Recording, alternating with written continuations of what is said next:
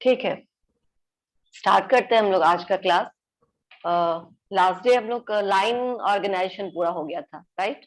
मैं शेयर करती हूँ, एक मिनट।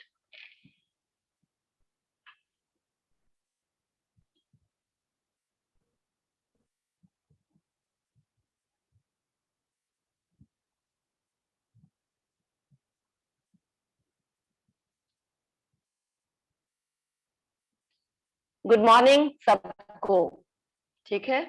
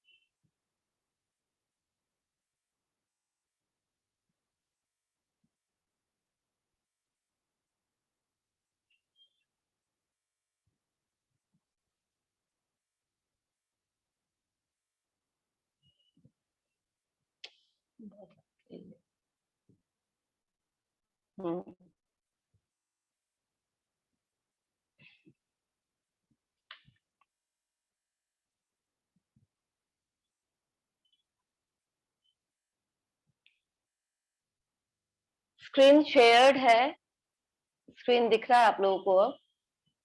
ठीक है, एक मिनट। मैं कुछ पार्टिसिपेंट्स को अनम्यूट करने की वो करती हूँ कि they can unmute themselves, like.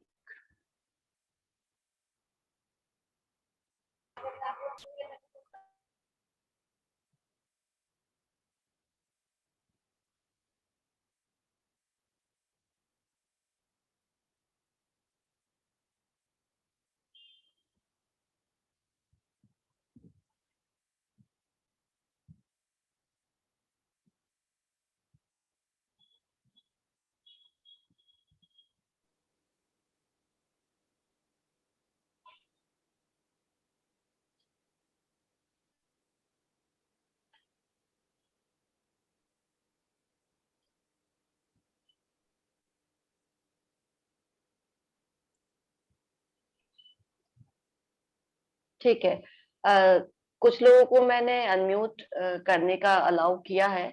आप लोगों को कुछ क्वेश्चन है, पिछले क्लास में कुछ नहीं समझ में आया तो अभी मैं इसी में यही हूँ, मैसेज कर सकते हैं कि ये चीज नहीं समझ में आया या समझ में आया, वhatever। ठीक है, ठीक है ना? नहीं, अनम्यूट करने का म्यूट होंगे तो फिर वो फिर से वापस अनम्यूट होना अलाउ करना पड़ेगा। इट्स ओके, ठीक है। अगर कोई क्वेश्चन है तो आप अपने चैट बॉक्स में मुझे डाल दीजिए कि ये प्रॉब्लम है, ये नहीं समझ में आया। ठीक है, मैं भी शुरू करती हूँ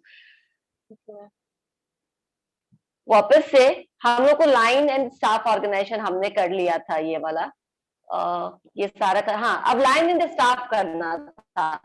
तो लाइन ऑर्गेनाइजेशन में क्या था? लाइन ऑर्गेनाइजेशन में सिंपल सिंपल था कि एक हायर ऑथोरिटी होता है और सारे लोग उसके अंदर आते हैं, और जो भी होता है यूनिटी ऑफ कमांड होता है। जितना भी फ्लो होता है, वर्क फ्लो होता है या ऑर्डर्स आता है, वो एक पॉइंट से नीचे की तरफ दूसरे पॉइंट पे आता है। और काफी सिंपल और काफी सुलझा हुआ ये स्ट्रक्चर है, लेकिन ये बहुत बड़े ऑर्गेनाइजेशंस के लिए नहीं हम कर सकते हैं। तो बड़े ऑर्गेनाइजेशंस क्या करते हैं, थोड़ा सा वैल्यू एडिशन करने के लिए लाइन ऑर्गेनाइजेशन में हमने कुछ चेंजेस किए। Line organisation is different from line and staff organisation in just one way, कि यहाँ पर एक स्टाफ ऑथोरिटी को रिक्रूट किया जाता है। ये स्टाफ ऑथोरिटी क्या करते हैं, लाइन मैनेजर जो ओवरबर्डन्ड है, जिसके पास बहुत ज्यादा वर्कलोड है, उसके वर्कलोड को थोड़ा सा कब करने का काम करता है, बाय गिविंग देम सजेशंस। अगर वो कभी मुश्किल दौर में किसी मुश्किल जगह पे फंसे हुए हैं या कुछ मुश्किल डिसीजन लेना है और वो उनको समझ में नहीं आ रहा है क्योंकि उनके पास समय का अभाव है, वो बहुत ज्यादा टाइम नहीं दे पा रहे उस प्रॉब्लम को सॉल्व करने के लिए, तो वैसे में वो प्रॉब्लम्स को लेकर के स्टाफ मैनेजर्स के पास जा सकते हैं, उनके साथ डिस्कस कर सकते हैं एंड फाइनली वो जो डिसीजन लेंगे वो अपना एडवाइस दे देंगे लाइन मैनेजर को। नाउ लाइन मैनेजर क्या फंक्शन है, जो डिसीजन आपको मिला है अब आप उसको करना चाहते हैं इम्प्लीमेंट या नहीं करना चाहते हैं, क्या होगा ये आपके ऊपर डिपेंड करता है। स्टाफ अथॉरिटी आपको बिल्कुल फोर्स नहीं करेगा, बिल्कुल आपके ऊपर प्रेशर नहीं डालेगा कि आपको ये काम उसी तरीके से करना है जिस तरीके से हम चाहते हैं। समझ में आया? स्टाफ ऑफिसर्स का काम ये क्या होते हैं, ये काफी एक्सपर्ट होते हैं, एक्सपीरियंस्ड होते हैं अपने फील्ड में, तो ये आराम से आपको क्या कर सकते हैं, सलाह या समझा सकते हैं कि क्या करना है आपको या कैसे काम कर सकते हैं, लेकिन इसके अलावा इनके पास कोई अथॉरिटी नहीं होती है। ठीक है, मैंने इसको छोटा कर दिया, आप चाहते तो इसको जूम आउट कर सकते हैं, नहीं तो शायद आप जूम आउट नहीं कर पाएंगे अगर मैं कर दूंगी तो। नेक्स्ट क्या है, characteristics of line and staff organisation. Line and staff ma'am organisation का क्या? हाँ हाँ ऋतिक। मैम लाइन ऑर्गेनाइजेशन है मैम, एक डिसएडवांटेज है ma'am, monopoly over decision. Ma'am इसका हाँ, और बता देते हैं। इसको एक्सप्लेन तो ऋतिक तुम्ही को करना पड़ेगा आज। आप मोनोपोली ओवर खुद डिसीजन। एक्सप्लेन करिए इस चीज को, मोनोपोली ओवर डिसीजन क्या होता है। मैम मोनोपोली का तो मतलब प्लीज होता है कोई कि भी मैम बच्चे बुरा मत माने, मैंने उनको म्यूट कर रखा है, पर मैं आप लोगों को बोलती हूँ कि you can drop your question.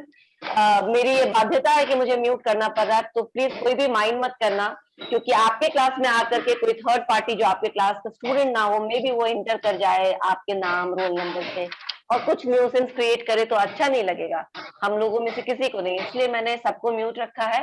आप चैट बॉक्स में क्वेश्चन डालिए, मैं बीच बीच में देखते रहूंगी क्लास में आकर के, और मैं आपको अनम्यूट करूंगी, आपको बोलने दूंगी, ठीक है ना। मुझे पता रहेगा ना मैं किसको अनम्यूट कर रही हूँ, कौन बोल रहा, बाद में कोई ये नहीं बोलेगा कि ये मैं नहीं था, मेरे नाम किसी और ने यूज किया। समझ में आया? तो प्लीज डोंट माइंड, ठीक है ना। हाँ ऋतिक बोलो। मैम मोनोपोली का मतलब, जहां तक मैम इकोनॉमिक्स में पढ़े हैं कि मोनोपोली में मैम होता है कि बिजनेस का मैम सिर्फ एक ही ऑनर होते हैं मोनोपोली में। हाँ सही, बहुत बहुत अच्छा पढ़े तुम, बिल्कुल सही पढ़े हो तुम, यही इसका मतलब भी होता है, मोनोपोली का यही मतलब होता है कि एक कहीं से ऑनर होते आवाज हैं आ रही मैम है। जो बिजनेस हाँ को कि रन करते एक हैं ये। बिजनेस होता है, बिजनेस वैसा बिजनेस जिसमें कोई दूसरा कॉम्पिटिटर नहीं हो, दैट बिकम्स मोनोपोली। अच्छा, अब मैंने कहा कि लाइन मैनेजर का मोनोपोली होता है डिसीजन मेकिंग में। मोनोपोली वर्ड हम लोग बहुत जगह यूज कर सकते हैं, समझे समझे ऋतिक, बहुत जगह यूज कर सकते हैं। तो यहाँ जो हम यूज कर रहे हैं मोनोपोली वर्ड यस को, मैम। ये क्या इस सेंस में यूज कर रहे हैं कि जो डिसीजन मेकिंग है उसमें आपको किसी और का साथ या किसी और का सपोर्ट नहीं मिल रहा है, आप अकेले ही क्या कर रहे हैं, डिसीजन ले रहे हैं। समझ में आया? आपको किसी और से एडवाइस लेने की जरूरत नहीं है, आपको किसी और से सलाह लेने की जरूरत नहीं है, यू आर मोनोपोली है। लाइन मैनेजर को जो अच्छा लगेगा, जो सही समझ में आएगा वो। अच्छा, कहीं से आवाज आ रही है, वो अनम्यूट कर ले अपने आप को, ठीक है ना। ऋतिक हो सकता है तुम्हारे यहाँ से आ रही होगी, तो वो अपने आप को क्या कर सकते हैं कि वो अपना डिसीजन जो है वो खुद ही ले सकते हैं, उसको किसी और को, लाइन मैनेजर को, लाइन ऑर्गेनाइजेशन में किसी से सलाह लेने की जरूरत नहीं है। समझ में आया? अनिशा तुम अनम्यूट करके बोल सकती हो, क्या बोलना चाह रही हो, अलाउ किया मैंने तुम्हें।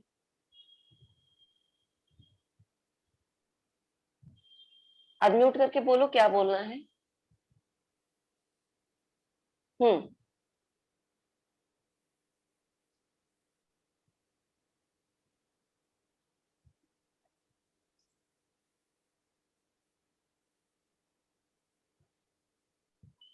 ओ ठीक है, एक मिनट, ऐसे तो किया नहीं है जानबूझ के, तुम एक बार फिर से रिज्वाइन करो अनिशा, एक बार फिर से रिज्वाइन कर लो, ठीक है ना, हो गया होगा शायद।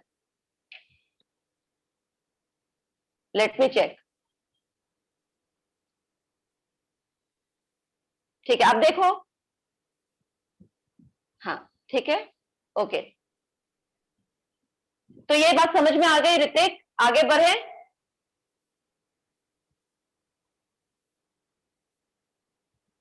नेक्स्ट, मोनोपोली कैसे हुआ, लाइन मैनेजर का मोनोपोली हुआ क्योंकि उसका कोई, वो अपने मार्केटिंग, अगर वो मार्केटिंग डिपार्टमेंट का लाइन मैनेजर है तो उसको किसी भी चीज से पूछने की जरूरत नहीं है, किसी से भी कुछ बात करने की जरूरत नहीं, वो अपने डिपार्टमेंट की सारे डिसीजन खुद ही ले सकता है और काम कर सकता है। इसमें क्या होता है कि कोई चेक नहीं होता, जो हम लोगों ने बोला था ना कि इनएडिक्वेट कम्युनिकेशन, वो इसी से लिंक करने के लिए बोला था कि उसके ऊपर कोई चेक नहीं होता कि वो जो डिसीजंस ले रहा है, वो हो सकता है जल्दीबाजी में, बहुत ज्यादा प्रेशर में है, तो कभी कभी काम के इंपॉर्टेंस को नहीं समझते हुए, नजरअंदाज करते हुए या हड़बड़ी में कोई गलत डिसीजन भी ले लेगा, तो तुरंत का तुरंत समझ में नहीं आएगा, क्योंकि कोई उसकी रिपोर्टिंग डायरेक्ट नहीं कर रहा, वो खुद अपनी रिपोर्टिंग अपने सीनियर को कर रहा है, जो कि अलग लेवल ऑफ मैनेजमेंट है। उस लेवल मैनेजमेंट से ऊपर हटकर टॉप लेवल मैनेजमेंट को उसको रिपोर्टिंग करना है।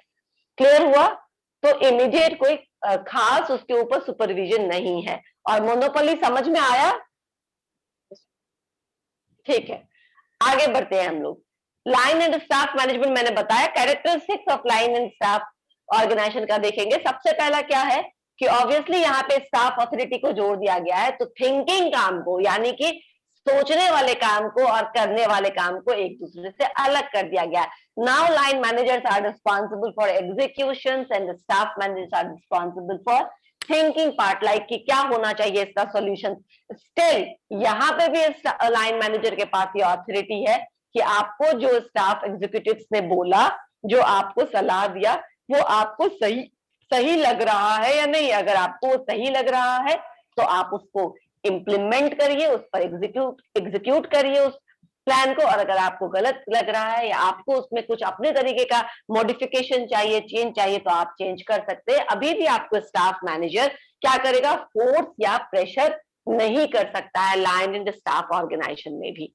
This thing is clear? Coming back to class, अगर कोई प्रॉब्लम हो तो आप बोल सकते हैं। ओके, ठीक है। नेक्स्ट, किसी को प्रॉब्लम हो चैट करो, ठीक है ना, मैं उस आंसर करूंगी उसका। Now next is what? Second one is the line authority of the line manages is similar as in line organization and the benefit of the advice of the staff experts also become available। यानी यहाँ पे वो सारे advantages जो हमने पढ़ा था यहाँ पर, here we have studied the advantages of line structure, ये सारे एडवांटेजेस as it is है कहाँ पे, line and staff organization में, in addition to one more advantage कि यहाँ पर आपको एक्सपर्ट एडवाइस मिल रहा है। जो डिसीजन मेकिंग है वहां पे आप मोनोपोली नहीं है, आप डिसीजन खुद से भी ले सकते हो, आप डिसीजन स्टाफ एक्सपर्ट से मिलके भी ले सकते हो। यानी दो आदमी हुए तो मोनोपोली खत्म हुआ, ऋतिक, दो हो गए तो मोनोपोली खत्म, ठीक है ना, डुओपोली हो गया, ओलिगोपोली हो गया, मोनोपोली इज ओवर नाउ, ठीक है ना। तो जो आपका पहला एक छत्र अधिकार था डिसीजन लेने पे, वो आप थोड़ा कर्टेल हुआ है। आप स्टाफ एक्सपर्ट के पास जाएंगे, उनसे सलाह लेंगे और उनसे काम कर सकते हैं, राइट? ठीक है। नाउ इसके बाद third point, the subordinates of the line executives remain their subordinates alone and they cannot be treated as the subordinates of the staff executives। इसका क्या मतलब हो गया कि जो लाइन मैनेजर का सबऑर्डिनेट था वो उसी का सबऑर्डिनेट है, ठीक है ना। जो जैसे हम लोगों ने लाइन स्ट्रक्चर में फ्लो देखा था कि एरिया मैनेजर के बाद सेल्स मैनेजर के बाद सेल्समैन, ये जितने भी हैं आपके पास हायरार्की, ये रिमेन क्या रहेंगे, आपके ही जूनियर रहेंगे। यानी कि ऐसा नहीं है कि स्टाफ अथॉरिटी किसी का बॉस बन के आया है। स्टाफ अथॉरिटी किसी के बॉस के रूप में इंट्रोड्यूस नहीं किया जाता है, उसको एक्सपर्ट या एडवाइजर के रूप में इंट्रोड्यूस किया जाता है। वो किसी का बॉस नहीं है, वो किसी को कंट्रोल नहीं कर रहा है, not even that line manager जिसको वो एडवाइस दे रहा है, उसको भी वो क्या कर रहा है, कंट्रोल नहीं कर रहा है। क्लियर?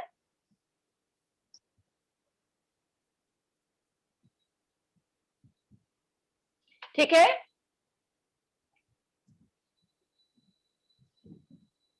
डन। नाउ नेक्स्ट, ठीक है ना, हम लोग अब नेक्स्ट पॉइंट पे चलते हैं। यानी कि यहाँ पे जो भी एडवाइजर है, जो स्टाफ अथॉरिटी जिनको रिक्रूट किया जाता है, वो किसी के ऊपर बॉस या सुपरवाइजर या कंट्रोलिंग अथॉरिटी के रूप में नहीं इंट्रोड्यूस किए जाते, just they are the advising personality जो आपको एक्सपर्ट है और आपको सही सलाह दे सकते हैं, यानी जो जिसका जूनियर है वो उसी का जूनियर रहेगा। यहाँ कोई ऐसा नहीं होगा कि स्टाफ ऑथोरिटी अब जो लाइन मैनेजर है वो स्टाफ ऑथोरिटी के अंदर में काम करेगी, ऐसा बिल्कुल नहीं होगा। Next, fourth point, the experts have only the right to tender advice. Its rejection or acceptance depends on the line executives. Again, जो एक्सपर्ट हैं उनको एकदम पूरा अधिकार है कि वो आपको अपना एडवाइस देंगे, लेकिन लाइन मैनेजर के अगेन लाइन मैनेजर के ऊपर डिपेंड करता है कि वो इसको फॉलो करे या वो इसको रिजेक्ट करे। ठीक है ना, अभी भी कोई प्रेशर या दबाव नहीं है, जैसे कि हम आगे देखेंगे फंक्शनल स्ट्रक्चर में, जहां पे आपको वही करना है जो आपको आपके उस स्पेशलिस्ट ने आपको सलाह दिया है, जो बोला है, राइट। आगे, the principle of unity of command यहाँ पे है या खत्म हो गया? आप लोग मुझे अभी मैं अलाउ करती हूँ थोड़ा देर के लिए अनम्यूट करना, अनम्यूट करके बताइए कि principal of unity of command यहाँ पे रहेगा या नहीं रहेगा। एक सेकेंड।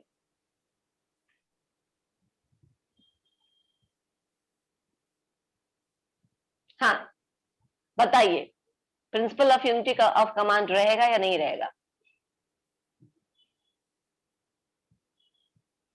बोलो सुभान, अनम्यूट कर सकते हो अपने आप को? नहीं कर पा रहे हैं?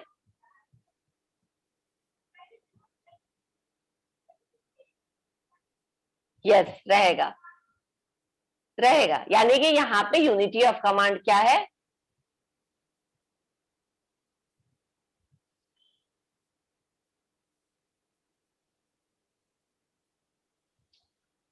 नेक्स्ट, ठीक है, रहेगा, यहाँ पे यूनिटी ऑफ कमांड रहता है, वो नहीं खत्म होता है। ठीक है,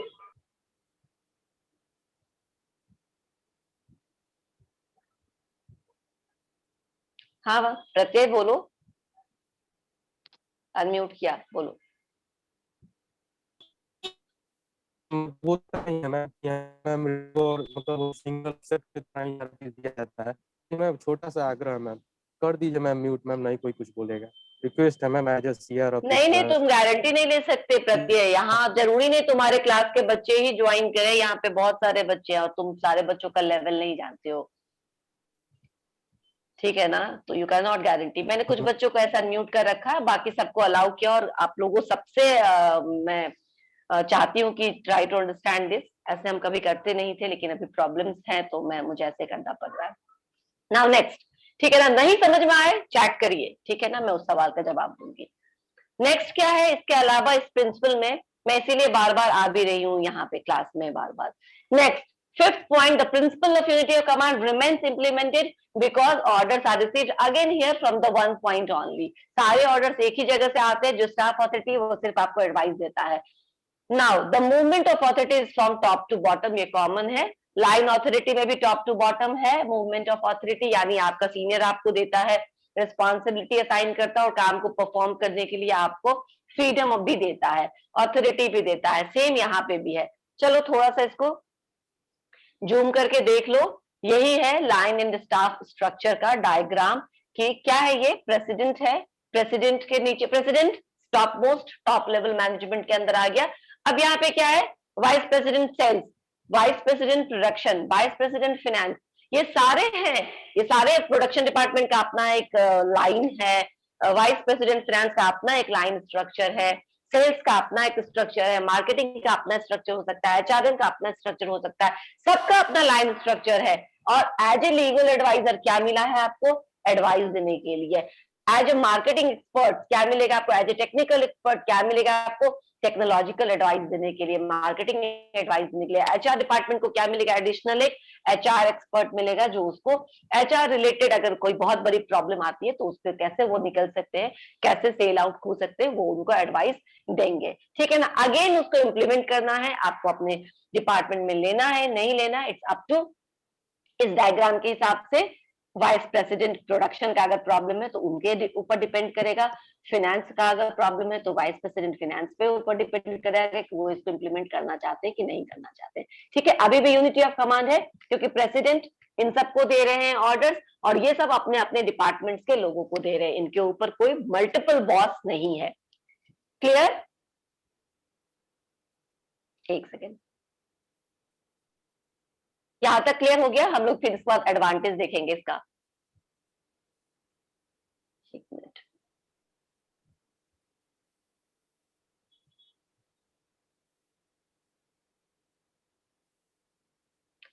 ओके। मोनिका का एक क्वेश्चन है। हाँ प्रत्यय, तुम स्क्रीन अटेंडेंस स्क्रीनशॉट ले ही लेना।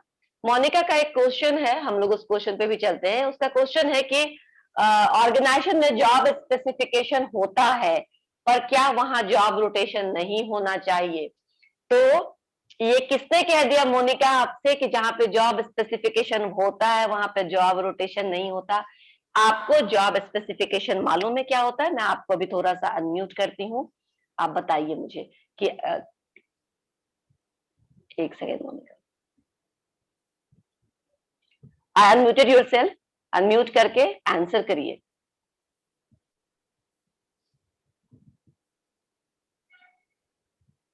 ठीक है मोनिका?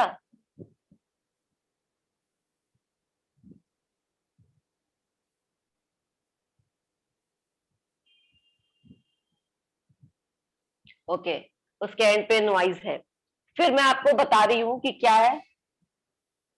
ठीक है, मैं बता रही हूँ जॉब स्पेसिफिकेशन। ठीक है, आप लोग में से किसी को पता है, since we talked about job specification, तो ये एचआरएम का पार्ट था, हम लोग अगले सेमेस्टर में जाते तो पढ़ते। लेकिन अगर आपको मालूम हो किसी को तो आप लोग बता सकते हैं कि व्हाट इज जॉब स्पेसिफिकेशन। हाँ अनीसा बोलो, यू कैन स्पीक।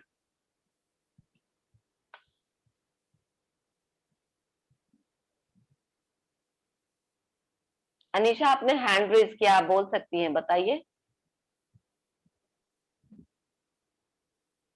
अनम्यूट किया खुद को।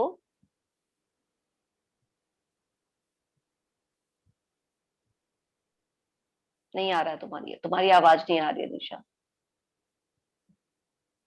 अनम्यूट करो। हाँ, नौ से कुछ बोलना है?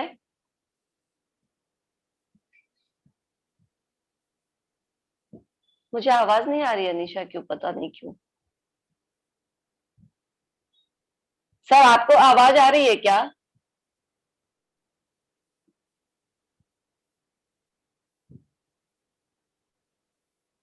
अच्छा कोई बात नहीं, मैं बताती हूँ क्या है। एक सेकंड,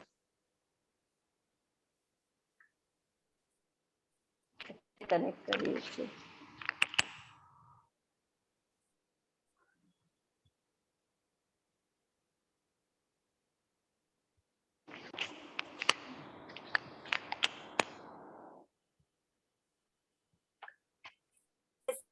क्या होता है में जॉब डिस्क्रिप्शन दिया जाता है, ठीक है। जॉब डिस्क्रिप्शन जब, पता नहीं से शायद ये हो नहीं पा रहा है।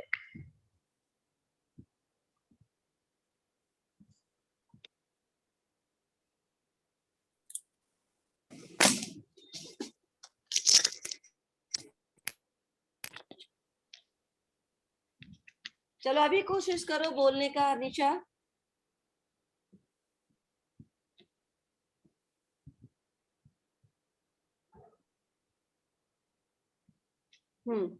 अब ट्राई करो।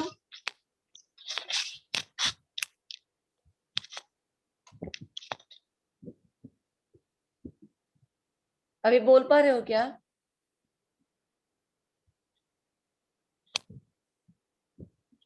नहीं, अब तुम ऑडिबल नहीं हो, कुछ और ही प्रॉब्लम है फिर। ओके, मैं बताती हूँ जॉब डिस्क्रिप्शन क्या है।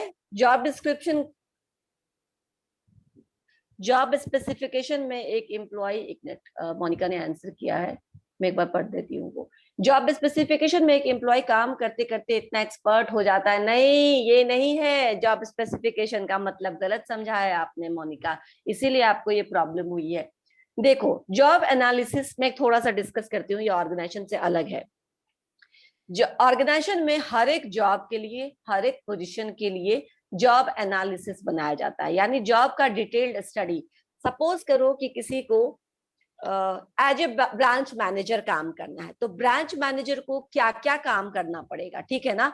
आप जब जॉब एनालाइज करते हो तो आप क्या करते हो कि ब्रांच मैनेजर के ड्यूटीज का लिस्ट प्रिपेयर करते हो, ठीक है ना। उसको क्या क्या करना पड़ेगा, तो उसको पूरा ब्रांच मेंटेन करना पड़ेगा, उसको ब्रांच के सारे टारगेट्स कंप्लीट करने पड़ेंगे, उसको अपने जो उसके अंदर के सबऑर्डिनेट्स हैं उनसे उनके बीच में डिवीजन ऑफ वर्क करके उनको काम असाइन करना पड़ेगा, उनसे काम का फीडबैक लेना पड़ेगा, उनको क्लाइंट से मिलने जाना पड़ सकता है। अगर कोई बहुत बड़ा बिजनेस है तो उनको क्लाइंट से डायरेक्ट जाना पड़ेगा, बातचीत करना पड़ेगा। तो एक ब्रांच मैनेजर को बहुत मल्टीपल उनको काम करना पड़ता है, ठीक है ना। तो आपने क्या किया, आप उस काम का लिस्ट डाउन तैयार करिए जो आप ड्यूटीज का। अच्छा, इस जॉब एनालिसिस को हम क्या करते हैं, दो पार्ट में ब्रेक करते हैं, ठीक है ना।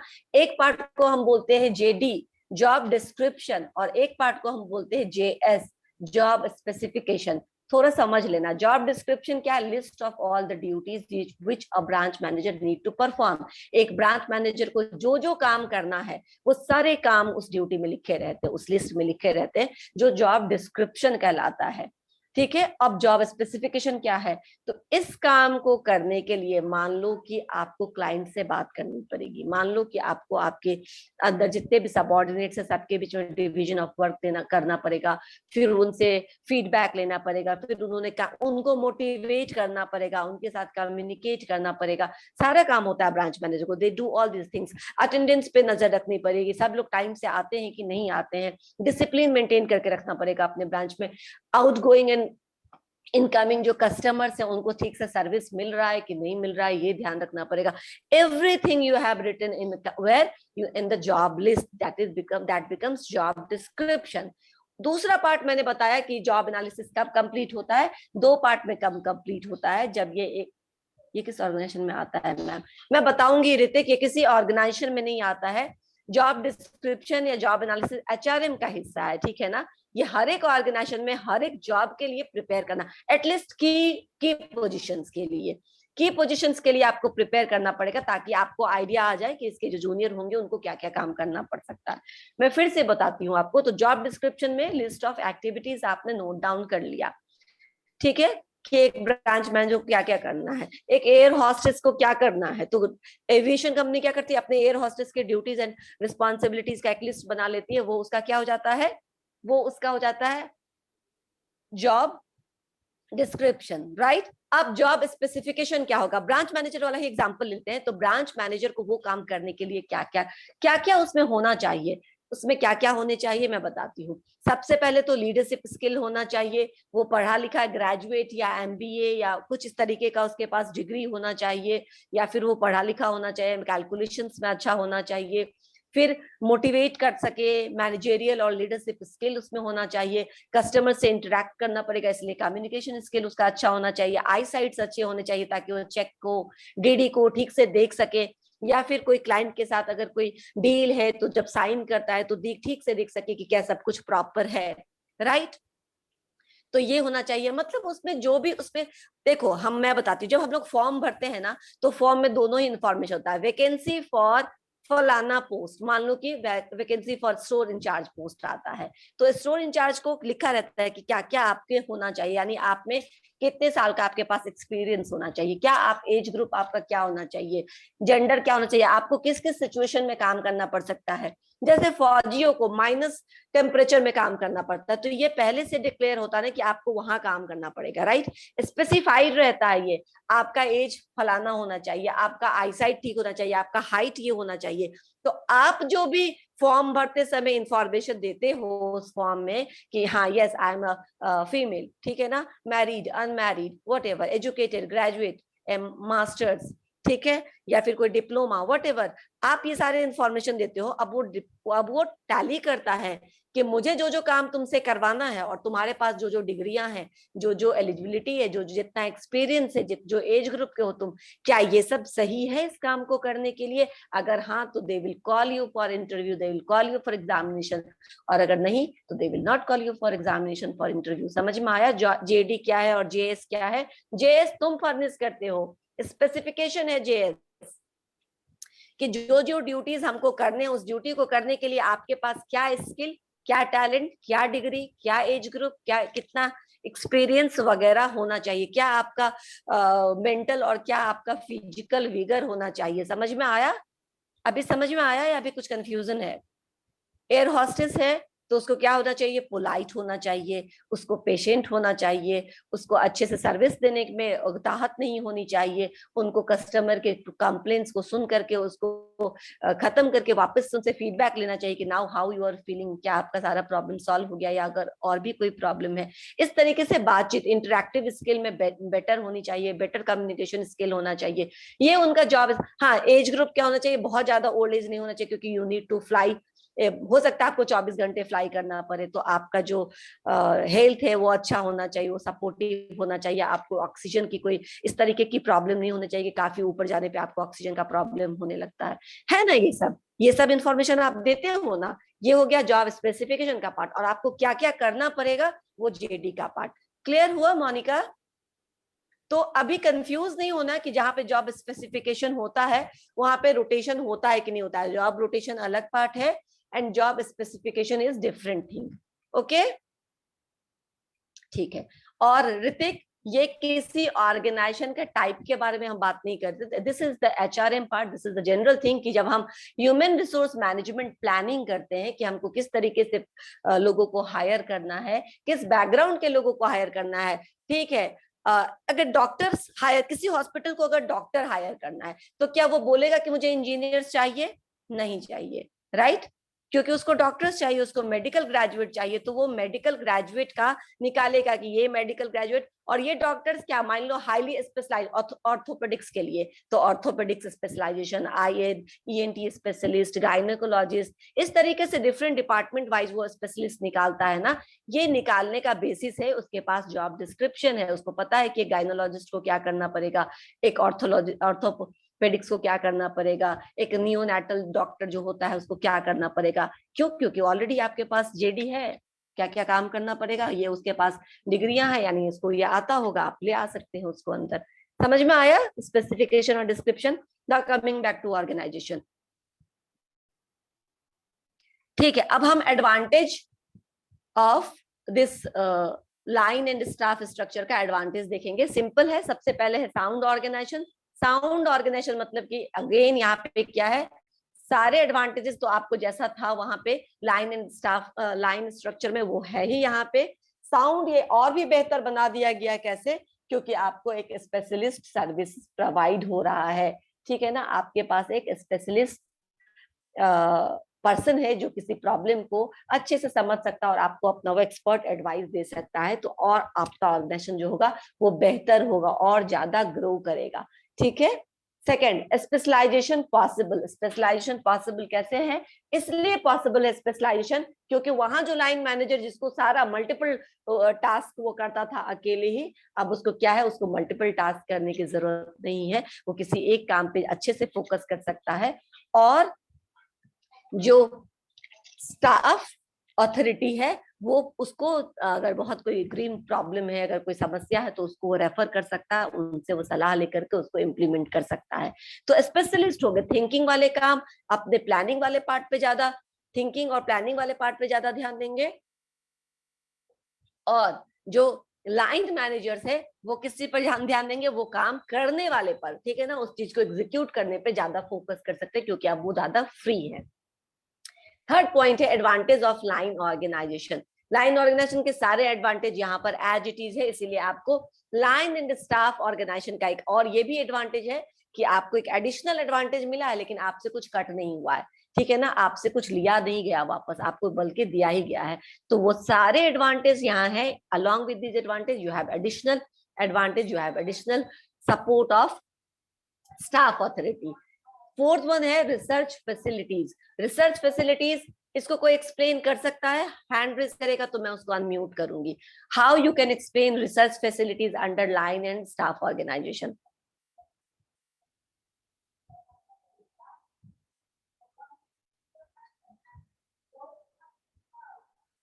अगर आप में से कोई आंसर दे सकता है, प्रत्यय नोट्स को मत देखो, दिमाग पे जोर डालो, यहां तुम्हारे दिमाग पे सब कुछ लिखा होना चाहिए। माही, कैन यू ट्राई? प्रशांत आप ट्राई करेंगे? एक मिनट, हैंड रेज किसी ने नहीं किया लेकिन चैट में किया है। Monika is wanted to try. Okay,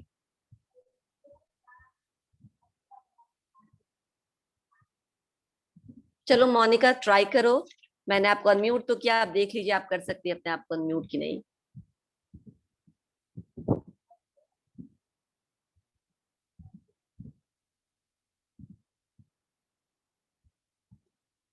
Hrithik मैंने तुम्हें भी अनम्यूट किया, अगर तुम जवाब दे सकते हो तो दे सकते हो। कोमल, और अगर कोई देना चाहते हैं तो हैंड रेज करके बताइए, आई विल अनम्यूट यू और आप आंसर कर सकते हैं। मैंने क्या पूछा? रिसर्च फैसिलिटीज, ये कैसे एडवांटेज हो सकता है staff line and staff organisation में? Abhinav, okay good. अभी मैं तुम्हें अनम्यूट करती हूँ।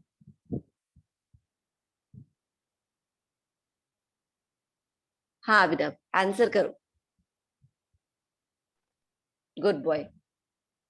Yes ma'am.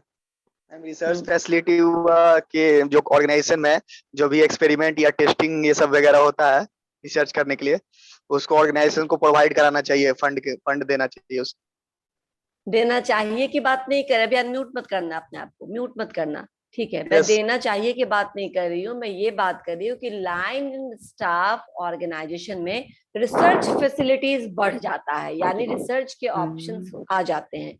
ये कैसे आ जाते हैं, इसको थोड़ा एक्सप्लेन करिए। Mahi, you can try even. Blind and